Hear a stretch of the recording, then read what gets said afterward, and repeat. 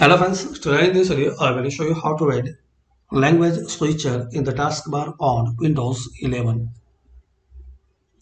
So firstly, start and type here settings. Left click on settings. Now here click on time and language. Now this second option from last typing, click on it. Now here underneath time and language typing, click on advanced keyboard settings. Select this both box.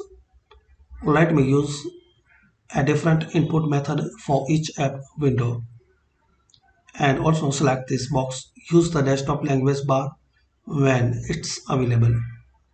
Then click on language bar options.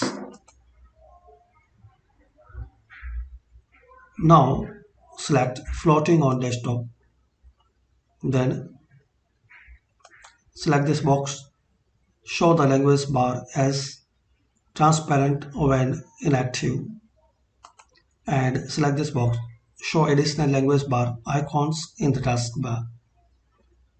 Then click on apply, then click on OK.